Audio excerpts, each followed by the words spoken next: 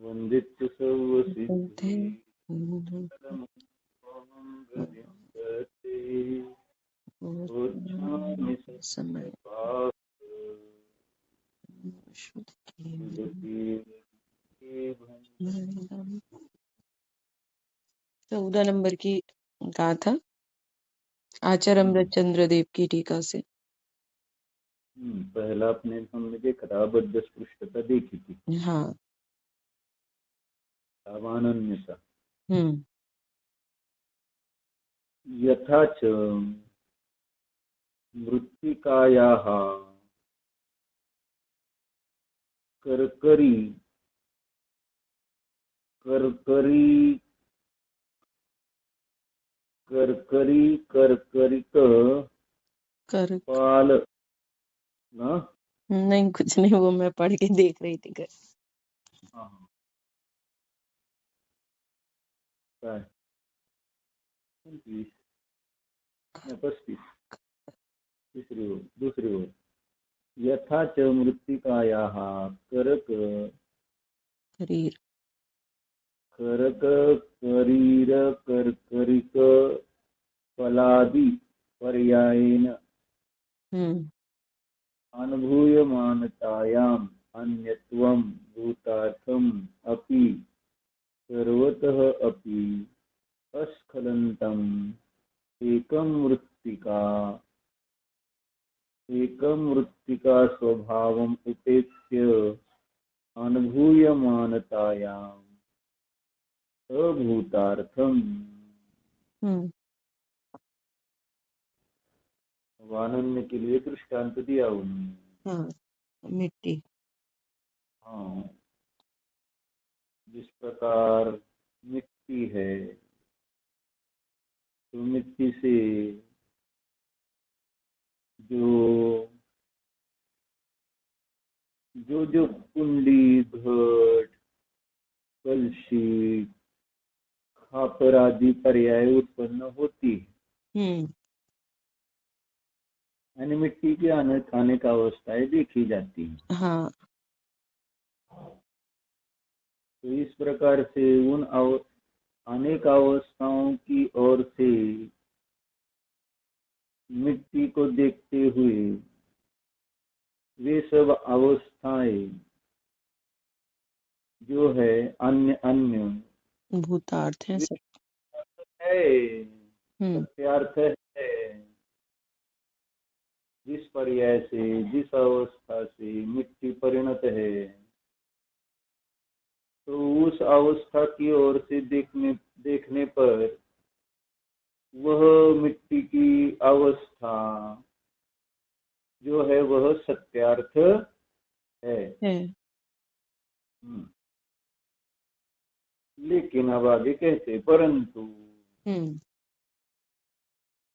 सर्वतः अपि अस्खलन्तम् एकम् स्वभावम् उपेत्य, है ना। इन सर्व अवस्थाओं में यानी मिट्टी की जितनी जो भी अवस्थाएं देखी गई तो उन सब में एक मिट्टी स्वभाव की ओर से अगर हम देखते हैं, अनुभव करते हैं, जानते हैं तो वो जो मिट्टी की सारी अवस्थाएं है वे सारी अभूतार्थ है, असत्यार्थ है।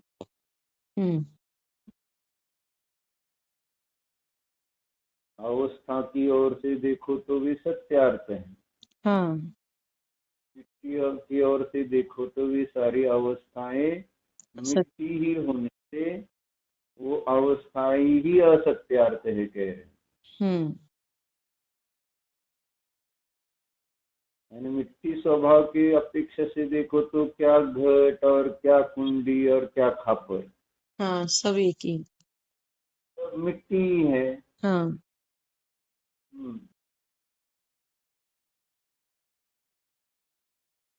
तो इस प्रकार से मिट्टी के स्वभाव की अपेक्षा से देखो तो ये अवस्थाएं कुछ है ही नहीं, ऐसा कह रहे हैं।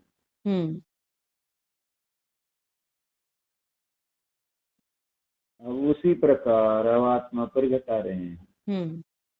आत्मनः नारकादि पर्यायेन अनुभूयमानतायाम् अन्यत्वं भूतार्थम् अपि सर्वतः अपि अस्खलन्तम् एकम आत्म स्वभावमुपेत्य अनुभूयमानतायाम् अभूतार्थम। उसी प्रकार से अगर आत्मा को, जीव को नरक, तिर्यंच, मनुष्य, देव आदि जो भी पर्याय है,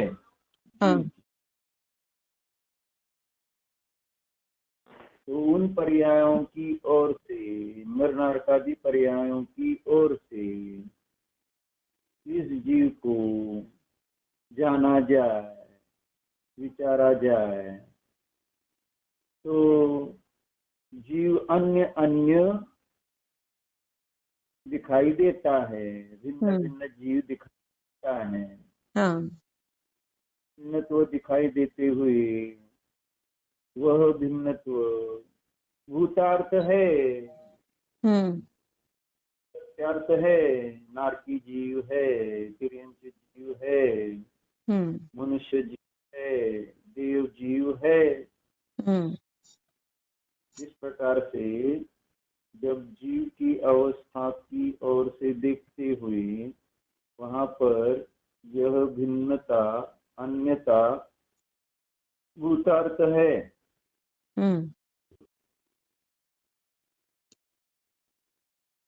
फिर भी कह रहे हैं भूतार्थ सर्वतः अपि अस्खलन्तम् एकम आत्म स्वभावम् उपेत्य, यानी इन सर्व अवस्थाओं में जो रहने वाला वह जो एक जीव है, वह अपने जीवत्व को नहीं छोड़ता हुआ रूप ही रहता है। यानी एक जीव स्वभाव की ओर से अगर अनुभव किया जाए तो फिर जो ये अवस्था है, नरक, तिर्यंच, मनुष्य, देव आदि जो अवस्थाएं भूतार्थ रूप भाषित होती है, वे सारी अवस्थाएं अभूतार्थ ही है, असत्यार्थ ही है। यानी कोई नारकी है नहीं, तिर्यंच है नहीं, मनुष्य है नहीं, देव नहीं है, स्त्री नहीं है, पुरुष नहीं है, नपुंसक नहीं है, बालक, युवा, वृद्ध नहीं है। इंद्रिय, द्विंद्रिय, त्रिंद्रिय, चतुरिंद्रिय, पंचेंद्रिय आदि अवस्थाओं रूप कोई जीव है ही नहीं। जीवत्व को देखो तो जीव ऐसा होता ही नहीं, क्योंकि जीव का स्वभाव वैसा नहीं है। नरक रूप, तिर्यंच रूप, मनुष्य रूप, देव रूप, अगर जीव का स्वभाव ऐसा होता तो उस अवस्था को वह जीव छोड़ता ही नहीं। लेकिन नर, तिर्यंच, मनुष्य, देव आदि अवस्थाएं बदलती हुई देखी जा रही हैं। अगर वो स्वभाव होता तो अवस्थाएं बदलती नहीं। वैसे का वैसे रहता।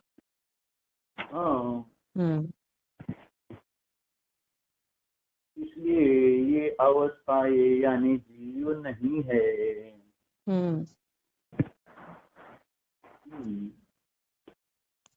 अवस्था की ओर से देखते हुए वहां वे अवस्थाएं सत्य लगती है, सच्ची लगती है।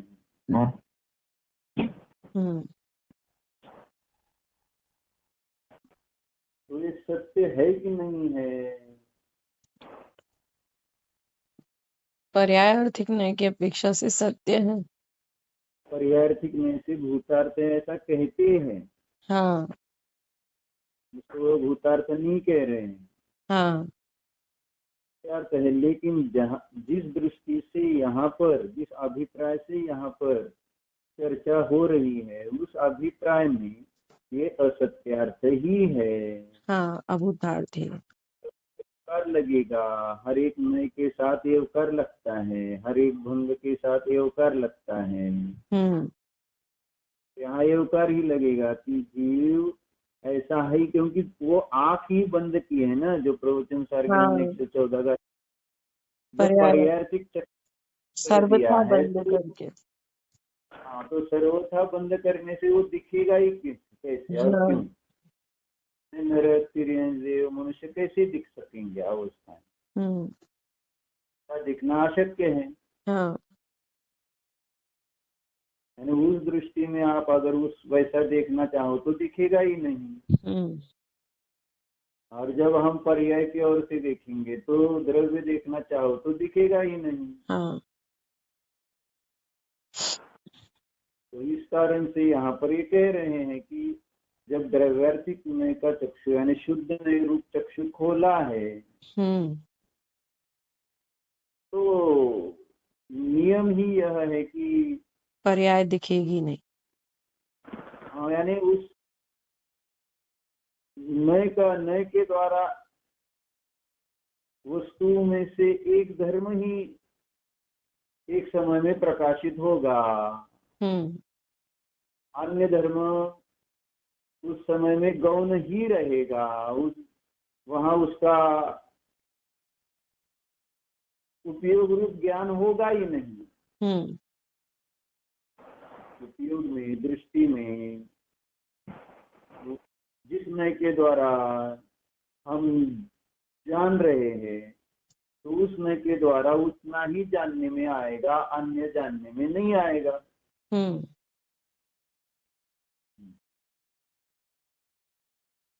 और दूसरी अपेक्षा से आध्यात्म भाषा से विचार करो तो यहाँ पर तो ये जीव स्वभाव है ही नहीं। जो पर्यायिक जीव की अवस्थाएं देखी जा रही है वे जीव के स्वभाव है ही नहीं। जैसे पहले बोल में क्या कहा था, अबद्ध स्पृष्टता में जीव कर्म को स्पर्श करता ही नहीं, जीव कर्म से बद्ध है ही नहीं,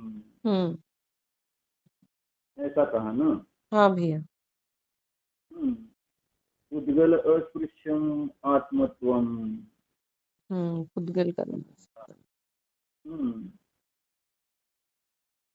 यानी उद्गल कर्म को यह जीव स्पर्श करता ही नहीं है। किंचित मात्र भी स्पर्शित न, बद्ध है ही नहीं।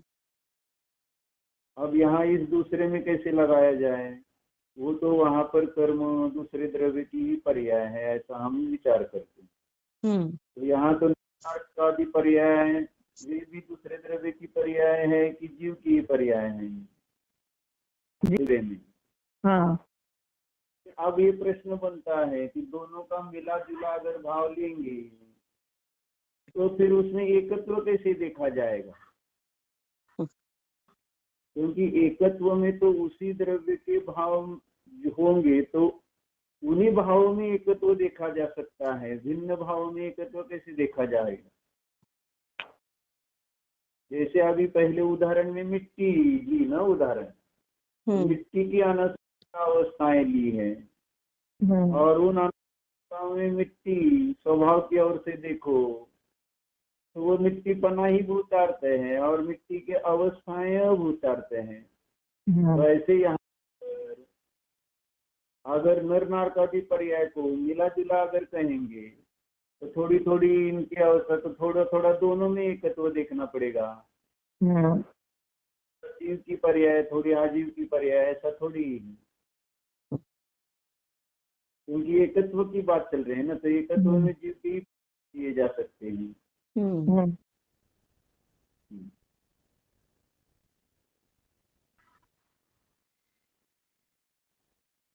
जीव को ही द्रव्य की अपेक्षा और पर्याय की अपेक्षा देखने पे बता रहे। वही तो कहा ना, दोनों मिला जुला नहीं कह रहे हैं, ऐसा कहना था मुझे। हाँ, फिर आपने बोला ना सामने से तो अपन को कर्म नहीं दिखेंगे, वो द्रव्य ही उद्गल ही दिखेगा।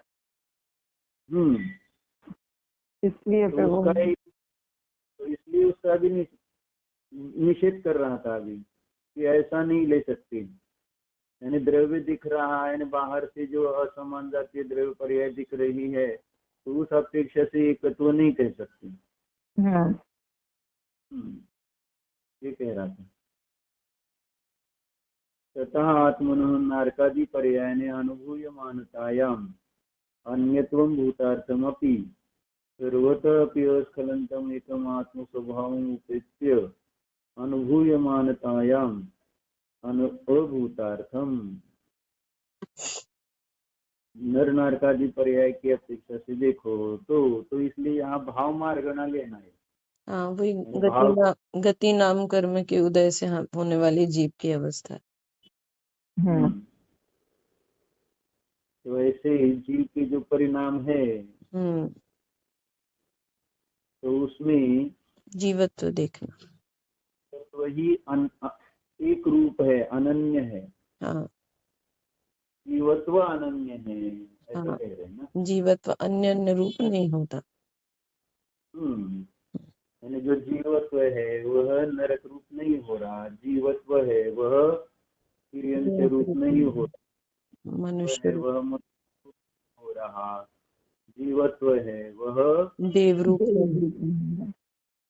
नहीं हो रहा। विचार करने जैसी बात है।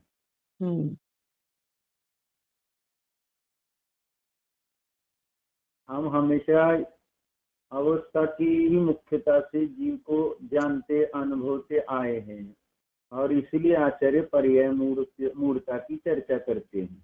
यानी हमने इस दृष्टि से जीव को जाना ही नहीं, देखा ही नहीं, अनुभव किया ही नहीं। जब भी अनुभव कर रहे हैं तो वह पर्याय की अनुभूति आ रही है हमें।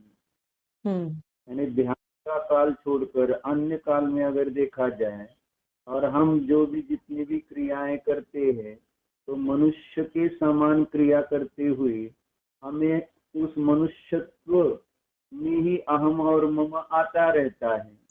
यही बात हम की वो 94 गाथा की टीका में पड़ी थी ना। हाँ, याद है क्या आपको?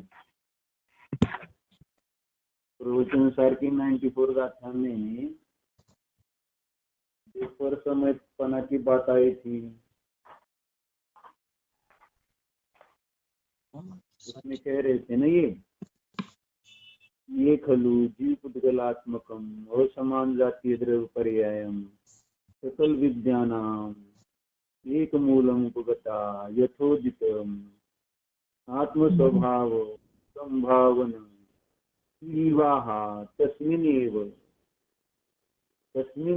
शक्तिमुपव्रजन्ति, तस्मिन्नेव उपव्रजन्ति ते खलु उच्छलित निरर्गल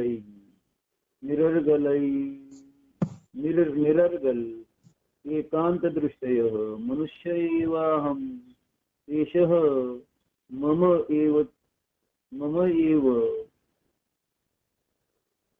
एतन् मनुष्य शरीरम् इति अहंकार ममकाराभ्यां विप्रलभ्यमाना अविचलित चेतना विलास मात्रा आत्मव्यवहारात् प्रच्युत्य रूढ़ीकृत समस्त क्रिया कुटुंबकम मनुष्य व्यवहारम आश्रित्य रज्यतः विश्यन्तः च परद्रव्येन कर्मणा संगतत्वात् परसमया जायन्ते। परसमय का लक्षण किया ना। पढ़िए अर्थ आपके पास है ना? हाँ भैया, हाँ पढ़िए। प्रवचन के 94। हाँ ठीक।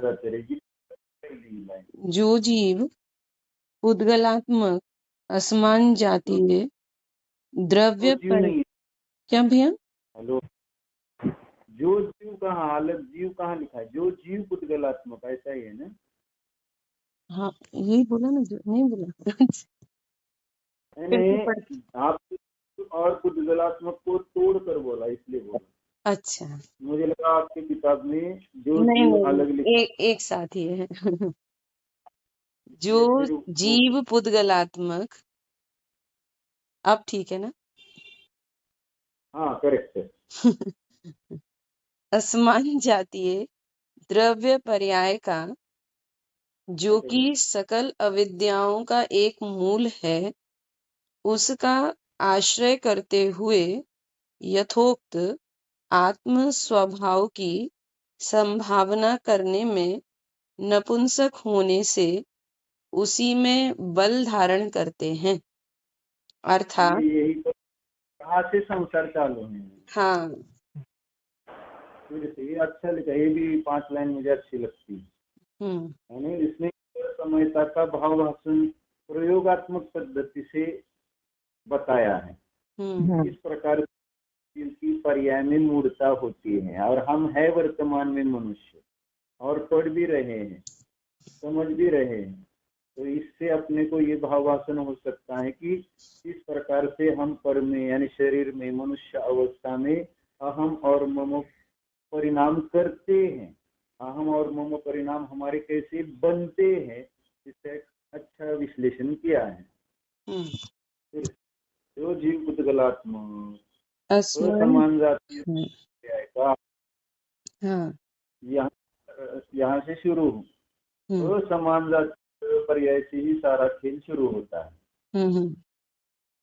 जिसमें जीव नहीं है, ऐसे जड़ पदार्थ जैसे अपने सामने अब एक किताब है, तो उसमें कोई हमें शंका नहीं बनती है ना। विचार नहीं है, विपरीतता नहीं बनेगी अजीव कहने में। लेकिन अब यहाँ शरीर और जीव मिलकर है, तो अब यहाँ पर ही ऐसा प्रॉब्लम आ रहा है कि शरीर को जड़ कैसे कहे, है ना। भले अभी भी शरीर जड़ ही है वैसे तो, स्वभाव से तो स्पर्श रस गंध वर्ण वाला है और परिणाम से भी स्पर्श रस गंध वर्ण वाला ही है अभी भी। तो इस संश्लेष संबंध से ये पर्याय बनी है, तो उसके कारण क्या कार्य बन रहा है कह रहे हैं। तो जीव पुद्गल समान जातीय द्रव्य पर्याय, और उसके आगे दिए कि यह ही सकल विद्याओं का एक मूल है। जो भी अज्ञान है, जो भी जितना भी मोह है ना, उस सब का आधार बस यही है असमान जातीय द्रव्य पर्याय। शरीर और इन दोनों ये दो मिलकर जो अवस्था बनी है, ये सारी अविद्याओं का मूल कह रहे हैं। और इसका विश्वासन भी होता है, क्योंकि हम इसी के निमित्त से तो राग द्वेष मोह करते हुए देख रहे हैं। इसी के निमित्त ज्ञान की क्रिया होती हुई देखते हैं। माने कान से सुनना, आँख से देखना आदि, जो नाक से सूंघना आदि जो कार्य हो रहे हैं, इसी से तो ये भूल हो रही है कि ज्ञान भी यही इसी का है। ऐसा इसलिए कह रहे कि सकल अविद्याओं का एक मूल यह असमान जातीय द्रव्य पर्याय है। अज्ञान का कारण क्या है, उसका आधार क्या है? असमान जाति द्रव्य पर्याय। यहाँ से पहला घड़ा उल्टा रखा हो गया। हाँ, किसको निमित्त बनाकर अज्ञान रूप कार्य होता है। जब असमान जातीय द्रव्य पर्याय को मय रूप से अनुभव करता है, तो वहां से ही सारा अज्ञान प्रारंभ होता है। तो इस प्रकार से जो अविद्याओं का मूल है, ऐसे असमान जातीय पुद्गलात्मक द्रव्य पर्याय का जो आश्रय करता है, तो उससे क्या होता है, तो वो आगे भी अच्छा दिया कि आत्मा जैसा है वैसा उसका अनुभव करने में वह नपुंसक होता है। यानी मैं शुद्ध चैतन्य, मैं अशरीरी हूँ, ऐसा जानने में वह नपुंसक, यानी वो जान ही नहीं सकेगा, ऐसा इसका अर्थ हुआ। यानी जब तक असमान जातीय द्रव्य पर्याय में या असमान जातीय द्रव्य पर्याय का आश्रय लेता रहेगा, तब तक यह जीव अपने आत्म स्वभाव का बिल्कुल आत्म स्वभाव का ध्यान कर ही नहीं सकता है। व्याप्ति जो समान जातीय द्रव्य का आश्रय करता है, वह आत्म स्वभाव का भोग लेने में, अनुभव करने में नपुंसक बना रहता है। व्यवस्थित दिया है, नपुंसकवत जीव कह रहे हैं। यानी तो शक्य ही नहीं है उसका अनुभव करना। शुद्ध आत्मा का अनुभव अशक्य साध्य है उसके लिए। कितना भी प्रयत्न करे तो भी वह आत्मा का अनुभव कर ही नहीं सकता। तो इस प्रकार से होने से फिर आगे क्या हो गया ये बता रहे।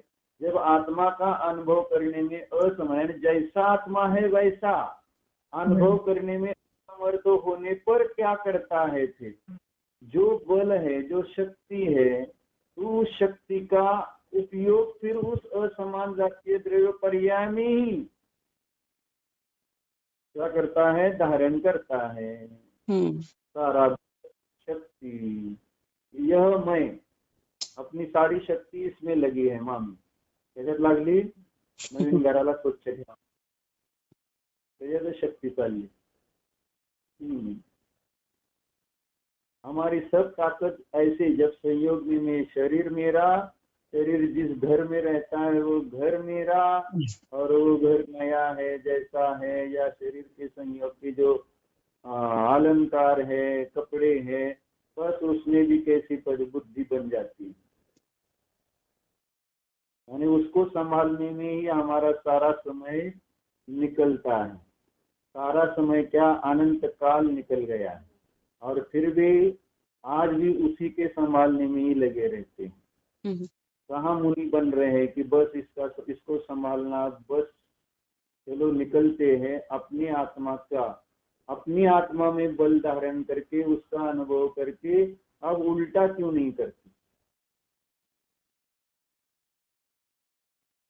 यानी जो ध्रुव स्वभाव है, जो सकल ज्ञान का एक मूल है, उसका आश्रय करेंगे तो हम इस असमान जातीय द्रव्य पर्याय को भोगने में नपुंसक हो जाएंगे।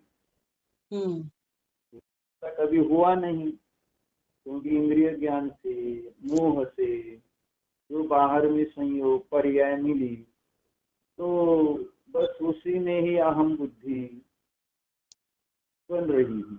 बल सारा उसी में ही लग रहा है, शक्ति उसी में ही लग रही है। इसलिए इसके खिलाफ कुछ भी बोलो, इसके कुल के खिलाफ कुछ भी बोलो तो भी नहीं चलता, जाति के खिलाफ कुछ भी बोलो तो चलता नहीं। हम दान देते हैं, लेकिन हमारा इधर से इस हाथ को समझता नहीं, ऐसा बोलते हैं ना। कितना कितना हम इतना सारा, इसमें जिस कुल में पैदा या जाति में पैदा हुए हैं वहां पर क्या क्या है उससे संबंध हमारा। जब हम इतना सुंदर, इसलिए समय सर वास्तविक सुंदर है, यानी इसकी सुंदरता का भावभाषण होता है। जब ऐसे शब्द और अंदर में उसकी भाववासना अनुभव करते हैं तो सचमुच समय सार की महिमा आती है।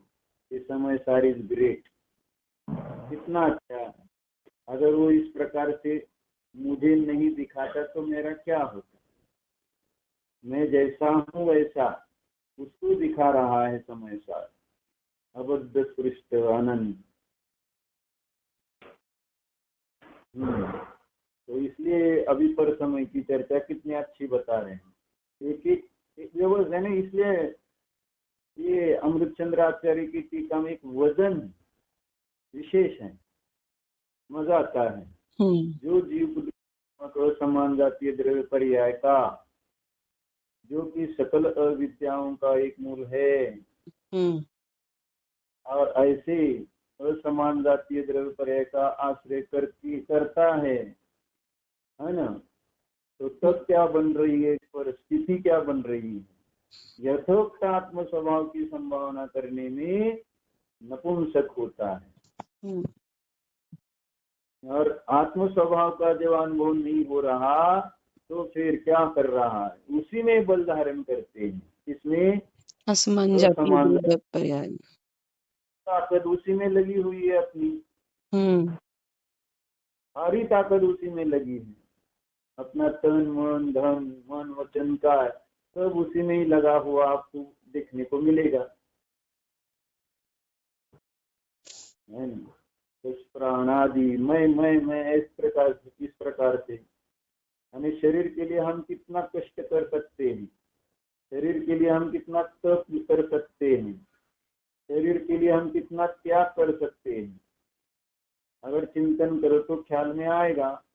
लेकिन वही बात आत्मा के ध्यान के लिए आई तो कितने सारे फिर कारण सामने आ जाते हैं शरीर के ही, कि नहीं मैं बैठ पाता, नहीं मुझे नहीं होता, यानी कितने सारे कारण दे देकर हम उस ध्यान से यानी अपने से दूर रहते।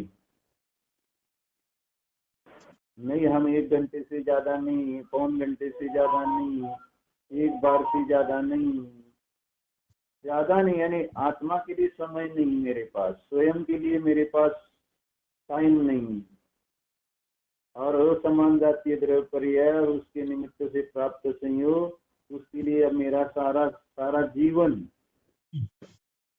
यानी जो यहाँ भूल जाने वाली चीजें हैं उसके लिए मेरा सारा जीवन समर्पित, इसलिए कह रहे उसी में बल धारण करते हैं। और फिर आप आगे कहते हैं, है ना, द्रव्य पर्याय के प्रति ही बलवान होता हुआ वे निरर्गल एकांत दृष्टि उछलती है। क्या कह रहे हैं, निरर्गल एकांत दृष्टि उछलती है, माने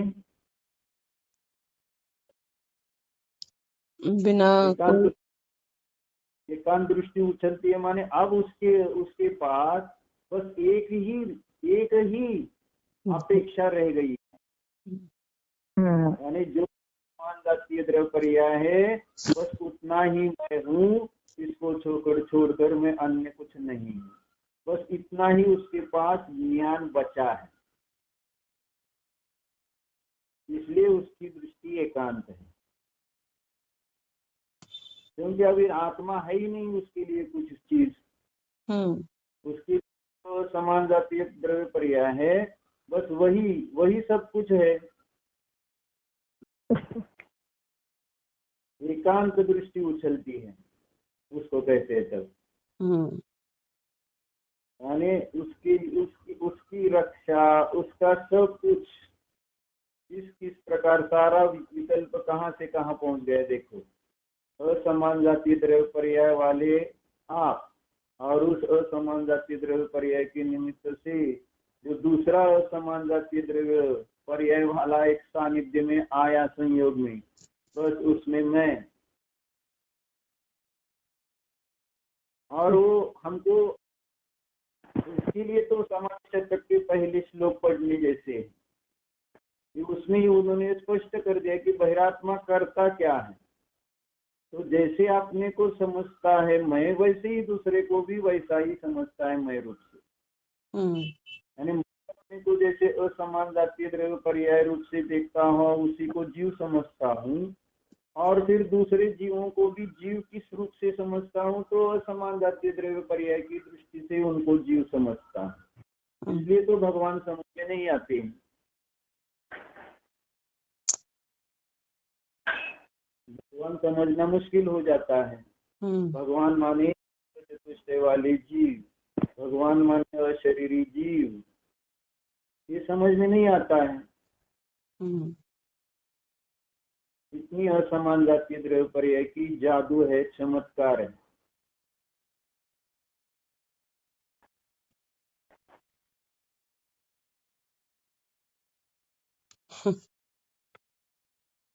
संयोग में आया हुआ असमान जातीय द्रव्य पर्याय वाला भी उसमें ही जीवत्व को देख रहे हैं। ये उसमें हम दो कहाँ देख रहे हैं कि उसमें वो जो दिख रहा है वो शरीर है, और उस शरीर में रहने वाला वह एक जीव है, और वह जीव स्वतंत्र स्वाधीन सिद्ध समान शुद्ध ही है।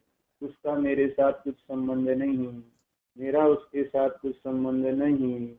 वो अपने परिणामों से अपने कर्मों को लेकर आया है, और अपने परिणाम स्वयं करके स्वयं नया कर्म बांध के अपने का परिणामों कर्म के कारण अपनी गति में जाने वाला है।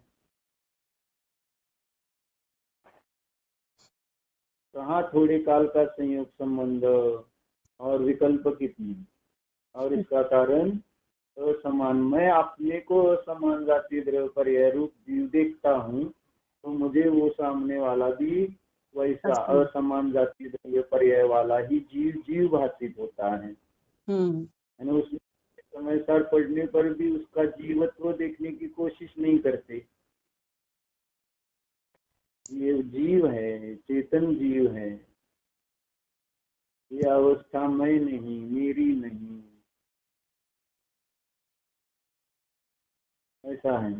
इसलिए कह रहे कि जिनकी निरर्गल एकांत दृष्टि उछलती है, ऐसे क्या करते हैं, यह मैं मनुष्य ही हूँ। वो एकांत दृष्टि क्या है ये बता रहे हैं। मेरा ही यह मनुष्य शरीर है, अहम और मम, मैं मनुष्य हूँ। यह अहम हो गया, और मेरा ये एकांत दृष्टि कैसे उछलती है ये बता रहे ना यहाँ पर। दृष्टि उछलती है, बोल रहे उछलती है ना। एकांत दृष्टि उछल रही है। कैसे, यह मैं मनुष्य ही हूँ। इसलिए तो कोई आपको जानवर कहे तो अच्छा लगेगा क्या? समझो अनुराग जी को गुस्सा आया, और अनुराग जी ने अनुराग जी तो गुस्से में बोलती है कुछ ना कुछ, तो आपको उन्होंने जानवर बोल दिया, तो आपको दुख नहीं होगा?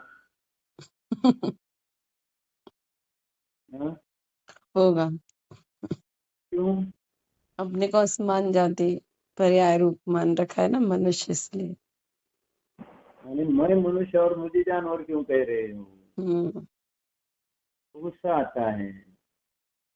तो गुस्सा आने का कारण ये है,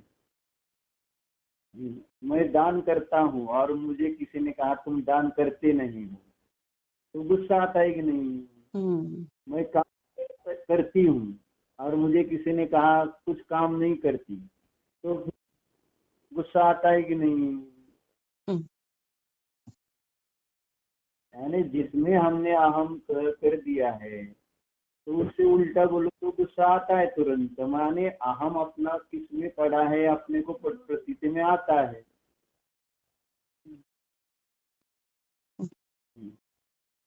बरोबर।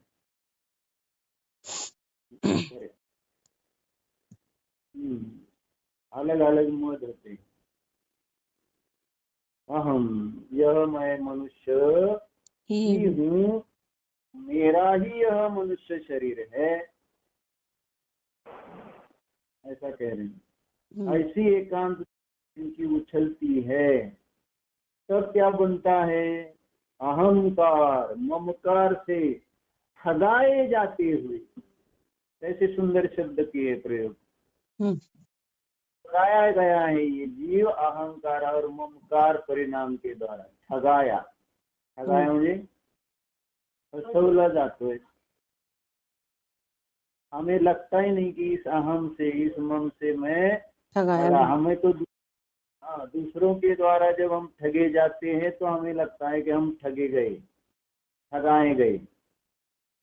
लेकिन यहाँ हम अपने ही अहंकार और ममकार रूप परिणामों के द्वारा, यानी इस असमान जातीय द्रव्य पर्याय में जो अहंकार और ममकार रूप परिणाम है, उससे मैं ही अपने को ही ठगा रहा हूँ, जिसकी कभी भाववासना होती नहीं।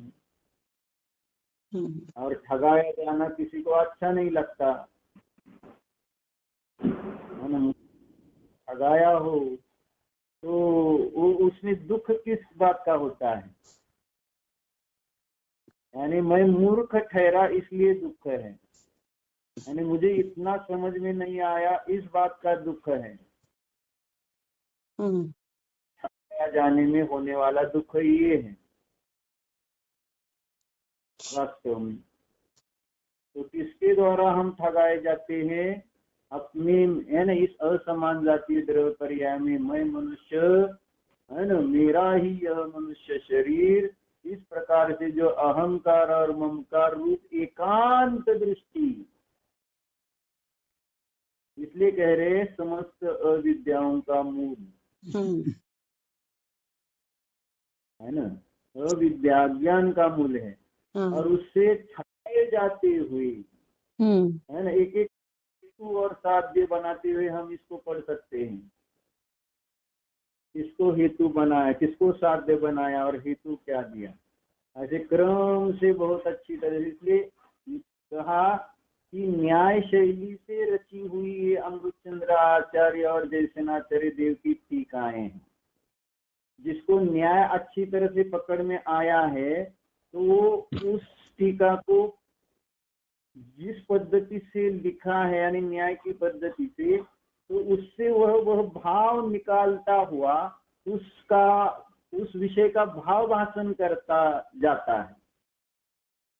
ये क्योंकि जो जिस शैली से रचना हुई है उसी शैली से उसको समझो तो वो आनंद आता है, क्योंकि उस शैली में लिखने का वो विशिष्ट प्रयोजन होता है।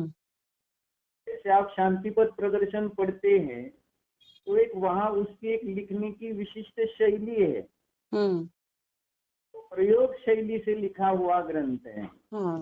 और न्याय शैली से भी कहो तो भी चलेगा, लेकिन बहुत लोग को समझता ही नहीं है। पहले तो भाषा उनको लगता है क्या लिख रहे हैं, कैसे लिख, लेकिन उसको ऐसे बोली भाषा में पढ़ना चाहिए, मानो ऐसे एक हम नाटक देख रहे हैं या पढ़ रहे हैं ऐसा।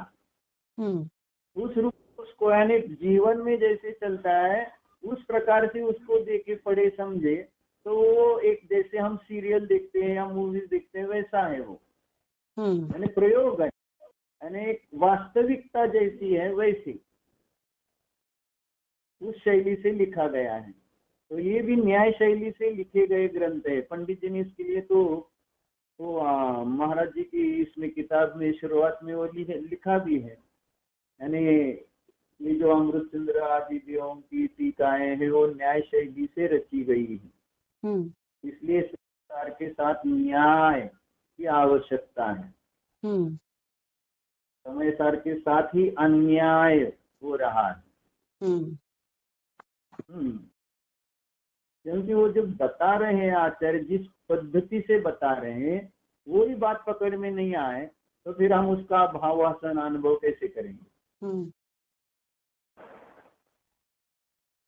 तो यहाँ पे ऐसी चर्चा है, यानी एकांत दृष्टि जो उछलती है उसमें यह मैं मनुष्य और मेरा ही यह मनुष्य शरीर है, ऐसे अहंकार और ममकार से ठगाए जाते हुए क्या हुआ, उस कारण से क्या हुआ तो आगे बता, अविचलित चेतना विलास मात्र आत्म व्यवहार से च्युत होता है। कारण कार्य सब पद्धति से ये सब बता रहे हैं। कारण क्या, कार्य का, कारण क्या और कार्य क्या है, ऐसे सुंदर समझाया है। जो अहंकार ममकार से ठगाए जाते हैं वे उस चेतना का विशेषण दिया अविचलित, यानी अपने स्वरूप से चलायमान न होने वाली ऐसी चेतना विलास मात्र जो आत्म व्यवहार है उससे होकर देखना, ये जो आत्मा का व्यवहार है उससे च्युत होकर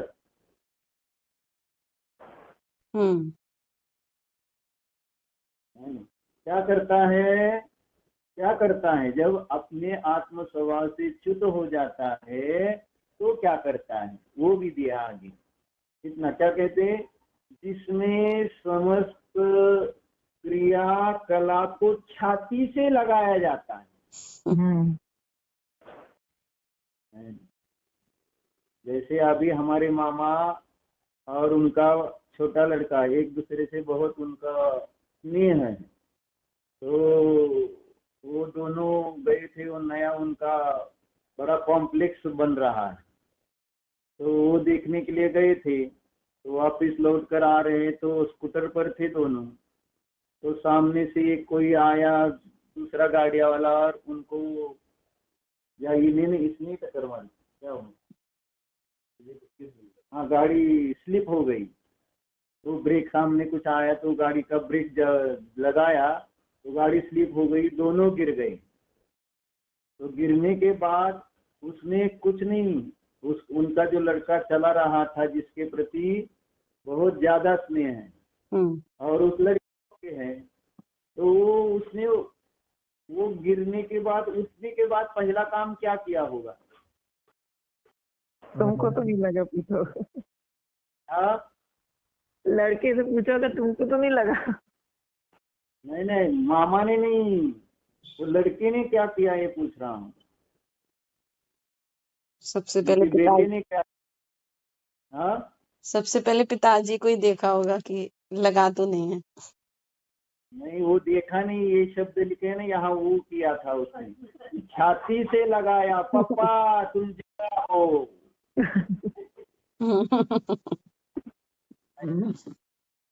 एकदम उसने छाती से लगाकर रोने लगा। अब यहाँ आए थे, हमारी माँ बीमार थी ना, तो हम जरा 2-3-4 दिन लेट आए थे, 2-3 दिन हम नाते, और वहां से यहाँ आए, माँ उधर बैठी थी, हम दोपहर में पहुंचे, और हमारे हमको देखते साथ माँ के आंखों से गंगा जमुना बहने लगी। से तुम इतना लेट कैसे आ गए? एकदम ऐसा। अब अच्छा है तुम आ गए, तो अच्छा हो गए।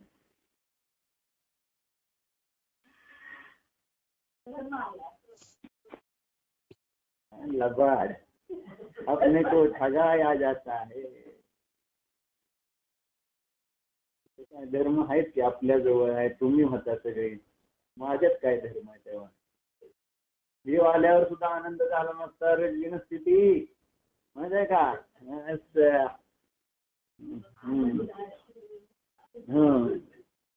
तो छाती से लगाया जाता है, कैसा लिखा है? जिसमें समस्त शब्द किसको किसको छाती से लगाते हैं? ये जो आप स्वच्छता स्वच्छता का जो भूत सवार है, स्वच्छता का जो जीव आपके दिमाग में है, स्वच्छता का जीव बोलते हैं उसको। तो वो यानी वो क्रियाकलाप ही है ना सारी, उस क्रियाकलाप को छाती से लगाया जाता है बोल रहे हैं। यानी उसमें यहाँ वहां कुछ हो गया तो अपने को एकदम कितना डिस्टर्ब हो जाते हैं। इतनी बुद्धि खराब हो गई है इन बाहर के विषयों के निमित्त। अपनी चीज कोई खराब करे तो एकदम ऐसा मचलता है जी, जैसे पानी बिन जल बिन मछली। आप आए मैके से और घर देखा तो कैसे तड़पते हैं?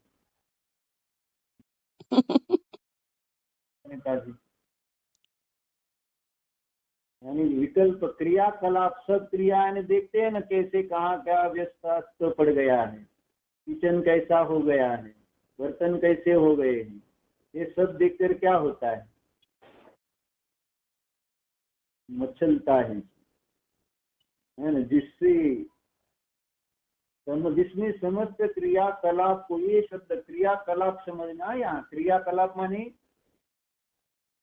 जितने भी वो जो असमाज के निमित्त से होने वाली क्रियाएं, जितने भी कार्य हो रहे हैं, हाँ बोलना, चलना, बैठना, उठना, खाना, पीना, सोना, रोना, ये सारी बातें,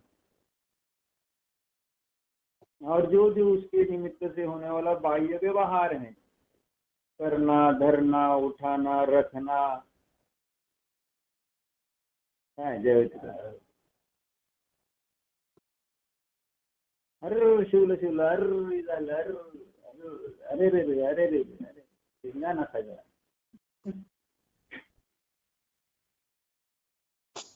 कितना हम छूट अछूत में कितना कितना टेंशन लेते हैं। थोड़ा इधर उधर स्पर्श हो गया तो कैसा कैसे कैसे होता है। इधर तो बाह्य चारित्र के पालन करने वाले मुनिराज को हम बोलते कि क्या कर रहे हैं, क्रिया में कितने अटके हैं, और हम यानी सभी अशुभ परिणाम वाले तो ज्यादा क्रियाकलापों में अटके रहते हैं। शुभ परिणाम के निमित्त से जो क्रिया बन रही है, महाव्रत पल रहे हैं, उसमें आपको अच्छा नहीं लगता उन क्रियाकलापों को, तो आप बोलते हैं जड़ की क्रिया में एकत्व कर रहे हैं। तो अशुभ परिणाम वाले क्या चेतन की क्रिया में ये करते हैं क्या? जो अशुभ परिणाम में लगे वो तो पूरे अशुभ क्रियाओं में, अशुभ क्रियाओं को छाती से लगाते, ऐसा है। बहुत मुश्किल है। यानी जब एक बार इस असमान जातीय द्रव्य पर्याय में अपनापन कर लिया ना, तो फिर बस उसके निमित्त से होने वाली जो भी क्रियाएं हैं, बस छाती से लगाना माने उसमें अंतर नहीं देखना, ये क्रिया मैं और ये क्रिया मेरी। इस प्रकार से उसमें, जैसे हम अपनी माँ को बोलते हैं, हमारी बहन को भी बोलते हैं, अभी अष्टमी आई थी, अभी वो बीमार थी, चतुर्दशी आई थी, तो तुरंत नहीं आज पानी नहीं लेना, अभी थोड़ी सी ठीक क्यों क्या नहीं हुई कि तुरंत इनकी क्रियाओं में बुद्धि उछलती है, छाती से लगाते हैं, नहीं ये नहीं किया तो फिर हमारा धर्म कैसे होगा, अब चतुर्दशी आए मुझे एकासन करना पड़ेगा, चतुर्दशी आई तो अब हरि कहाँ खाएंगे तो कैसे चलेगा। एकदम ऐसे लगता है मानो कुछ हम गलत ही कर रहे हैं। इतने क्रियाकलापों को हम छाती से लगाते हैं, तो यानी हम नहीं कर रहे और कोई दूसरा दशलक्षण अष्टानिक पर्वों में हरि खा रहा है तो कैसे कैसे कैसे लगता है। हम तो नहीं कर रहे, लेकिन दूसरे को देखकर भी अच्छा नहीं लगता। मतलब हम अगर दूसरे की वो क्रिया हमें अच्छी नहीं लग रही है, मतलब हमारा उसमें कितना एकत्व है। अन्यथा हमें दूसरी की क्रियाओं में विकल्प नहीं होते, इन दूसरों की क्रियाओं में हमें विकल्प हो रहे हैं, उन क्रिया में हमारा एकत्व ममत्व बहुत ज्यादा अधिक है।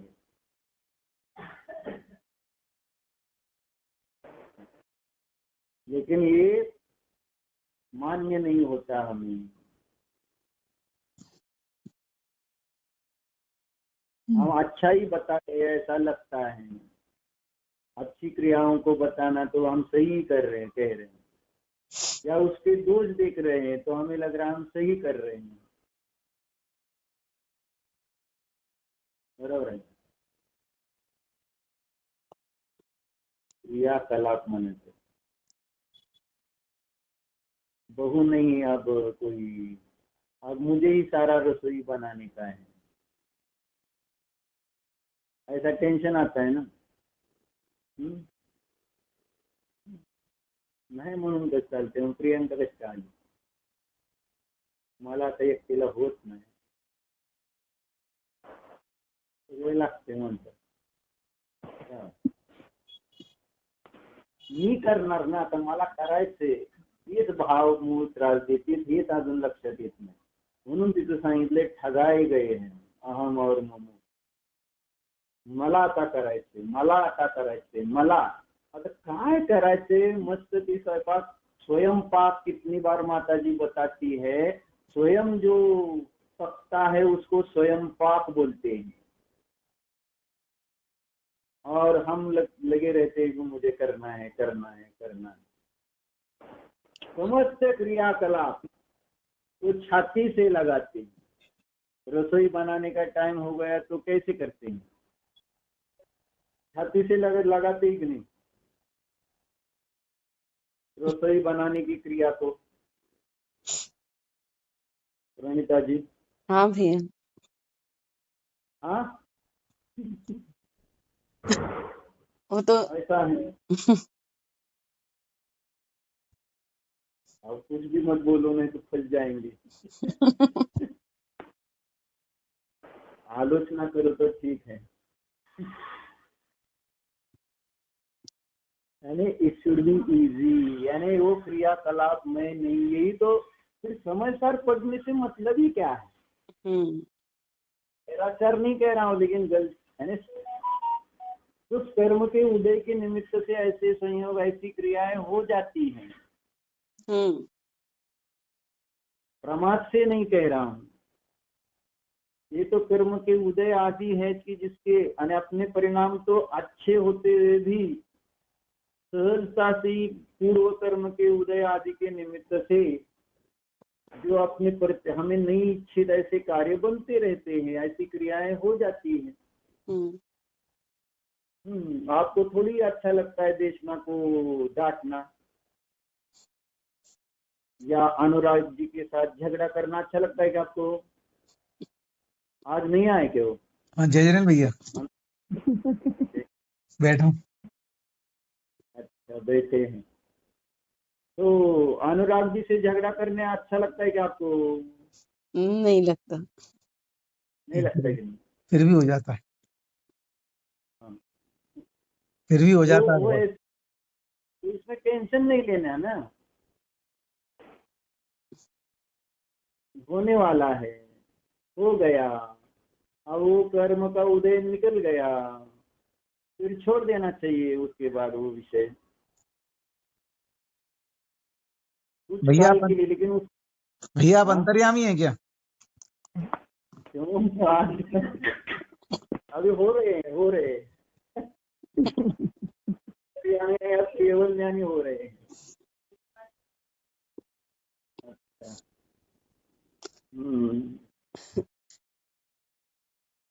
तो क्या कह रहे, क्रियाकलाप को छाती से लगाया जाता है, ऐसे मनुष्य व्यवहार का आश्रय करके।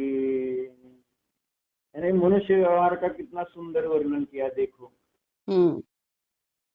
व्यवस्थित पूरा पहले से, यानी असमान जातीय द्रव्य पर्याय से लेकर यहाँ तक आ गए। मनुष्य व्यवहार किस प्रकार से चल रहा है, क्योंकि परिस्थिति सिद्ध करनी है ना यहाँ।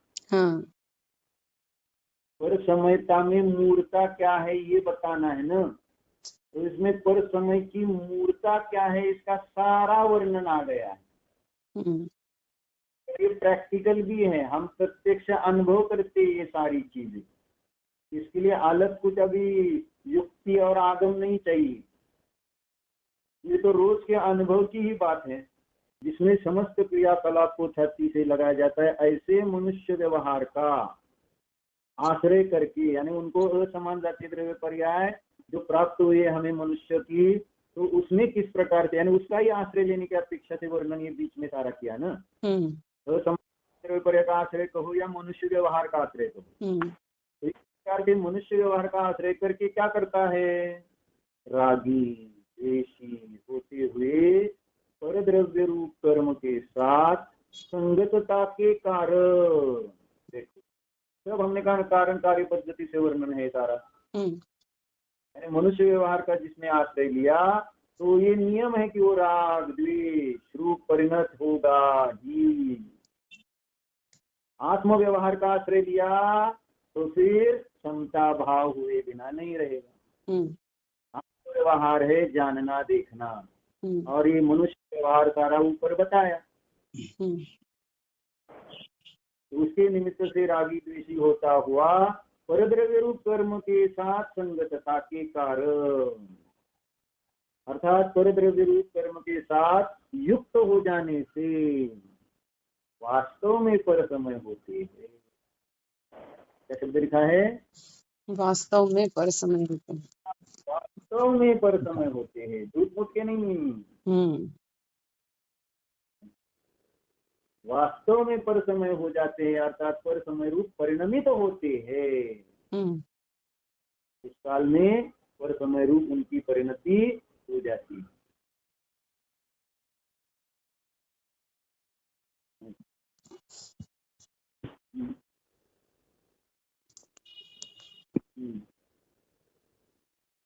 और इसके विरुद्ध अब आगे सो समय, ये तो चक्रव्यूह में प्रवेश कर गए, अब बाहर निकालना कि नहीं। अब तो आगे सो समय की चर्चा जो अभी हम समाचार में भी पढ़ रहे थे, पढ़ू क्या? हाँ भैया। ये तु पुनः संकीर्ण द्रव्य गुण पर्याय सुस्थितम भगवंतम आत्मनः स्वभावम सकल विद्यानाम एक मूलम उपगम्य यथोदित आत्म स्वभाव संभावन समर्थतया पर्याय मात्र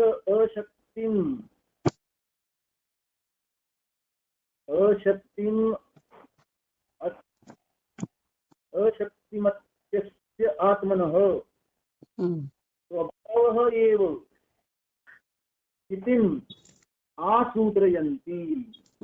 देखो सहज विजृंभित अनेकांत दृष्टि प्रक्षपित समस्त एकांत दृष्टि परिग्रह ग्रहा मनुष्यादि गतिषु तद्विग्रहेषु च अविहित अहंकार ममकारा अनेक अपवरक संचारित रत्न प्रदीपम इव एक रूपम एव आत्मानम उपलभमाना अविचलित चेतना विलास मात्रम आत्मव्यवहारम उररीकृत्य, है ना, क्रोधीकृत समस्त क्रिया कुटुंबकम मनुष्य व्यवहारम अनाश्रयन्तः विश्रांत राग द्वेषयोः द्वेष उन्मेषतया परम औदासीन्यम अवलंबमाना निरस्त समस्त परद्रव्य संगतितया स्वद्रव्येन एव केवलेन संगतत्वात् स्वसमया जायन्ते। कितना सुंदर बताया, देखो स्वसमय, बहुत ही सुंदर बताया।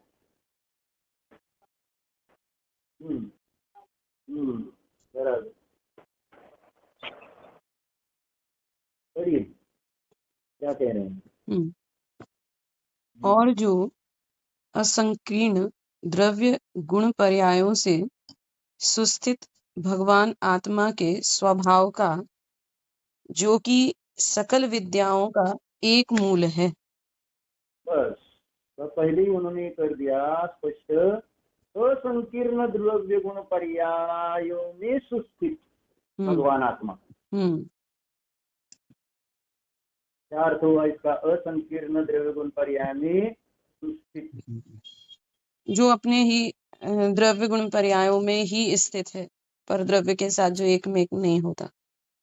हाँ, असंकीर्ण का अर्थ पर के साथ संचरित नहीं हुए हैं इसके द्रव्य गुण और पर्याय। हाँ, यहाँ पर स्पष्ट, क्योंकि असमान जातीय द्रव्य पर्याय में पर से संकरित हो गया है ना। हाँ, और यहाँ पे वो भिन्नता बता रहे, स्पष्ट भिन्नता है ना। उसमें शब्द क्या आए थे? जीव पुद्गलात्मक असमान जातीय द्रव्य पर्याय, है ना। और यहाँ पर कह रहे कि ऐसे जो भिन्न भिन्न द्रव्यों का संकर है उससे रहित ऐसी अपनी द्रव्य कर गुण पर्याय में सुस्थित भगवान आत्मा, द्रव्य गुण पर्याय संबंधी मूढ़ता से रहित आत्मा, ऐसा कहो। इसलिए असंकीर्ण शब्द का भी महत्व है, और यही यहाँ अपनी 14 गाथा में चर्चा चल रही है। अबद्ध स्पृष्ट, अनन्य, नियत, अविशेष और असंयुक्त विशेषणों से इस असंकीर्ण का ही भाव खोला जा रहा है। असंकीर्ण माने क्या? जो अबद्ध स्पृष्ट है वह असंकीर्ण है ना। इन हेतुओं से असंकीर्णता सिद्ध की जाती है। हम्म आत्मा असंकीर्ण है क्योंकि अबद्ध सृष्ट है, आत्मा असंकीर्ण है क्योंकि अनन्य है, आत्मा असंकीर्ण है क्योंकि नियत है, आत्मा असंकीर्ण है क्योंकि अविशेष है, आत्मा असंकीर्ण है क्योंकि असंयुक्त है। हम्म ये सब सार हेतु है। हम्म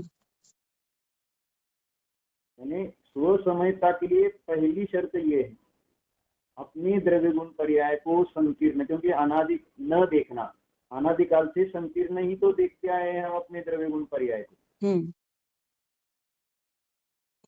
पर में मिला के। हाँ, मिला करी जिसकी चर्चा पीछे हो है, हाँ है ना। द्रव्य गुण पर्याय संबंधी मूर्ता की चर्चा आई थी ना, कौन सी गाथा में आई थी? 84 नंबर, 84 और 85 नंबर की गाथा में चर्चा है। 84 ही होगा, 83 और 84 में। संवादीयेषु मूढ़ो भाव जीवस्सहोदि मोहोत्ति खुद्दोदितेन क्षुण्णो पप्पा रागम वो दोषम। द्रव्य गुण पर्याय संबंधी मूर्ता क्या होती है और उसको दूर करने के लिए ये दो गाथाएं दी है। मोहे नव रागे नव दोषे नव परिणदस्य जीवस् जायति विवेहो बंधो तन्माते संखवई दब्धा। संक्षिप्त करने योग्य है। अच्छी बात है। 83-84 ये असंकीर्णता की स्पष्टीकरण के लिए, यानी मोह नष्ट करना है तो उसके पहले क्या करो, स्वयं को संकीर्ण ना देखो तो मोह करके दिखाओ। घर के साथ जहाँ आपने संकर नहीं देखा आपका, तो आप मोह कर ही नहीं पाएंगे। मोह का आश्रय बता रहे हैं संकीर्णता, ऐसे ही निर्मोहता का आश्रय बता रहे हैं असंकीर्णता। आया क्या पकड़ में? आया भी। शब्द से नहीं, अनुभव से पकड़ने के लिए पूछ रहा हूँ, नहीं तो शब्द तो आपने पढ़े ही होंगे कितनी बार। असंकीर्णता का भावासन करने के लिए पूछ रहा हूँ। असंकीर्णता आधार है स्वसमयता का। उसे स्वसमय रूप परिणति करना है, उसे क्या करना हो। असंकीर्ण द्रव्य गुण पर्याय में सुस्थित भगवान आत्मा के स्वभाव का, और फिर वो बताया जो कि सकल विद्याओं का एक मूल है। देखो दोनों अपने सामने बातें हैं। चिंता अविद्याओं का जो मूल है वह है असमान जातीय द्रव्य पर्याय। और यहाँ सकल विद्या का, सकल ज्ञान माने सर्वज्ञ, सकल विद्या माने सर्वज्ञता, उसका मूल असंकीर्ण द्रव्य गुण पर्याय में स्थित जो आत्मा है वह है। बाकी बाद में देखते हैं। ओम नमः। ओम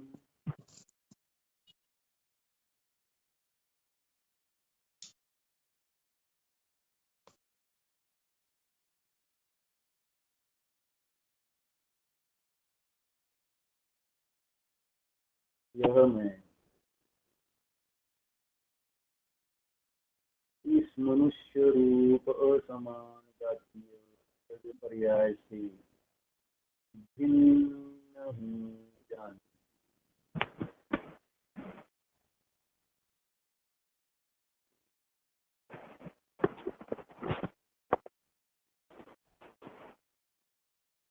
इस मनुष्य पर्याय के साथ मैं मेरे द्रव्य गुण पर्याय संकरित नहीं है। देखो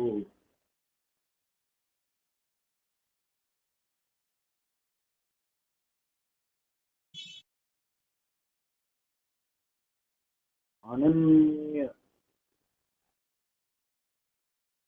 स्वभाव की प्रतीति करो।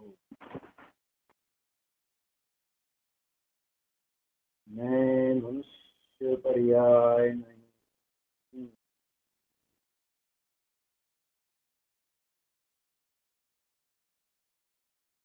मैं को अपने को स्वभाव की ओर से जानो। मैं एक जीव हूँ, चैतन्य स्वरूप हूँ।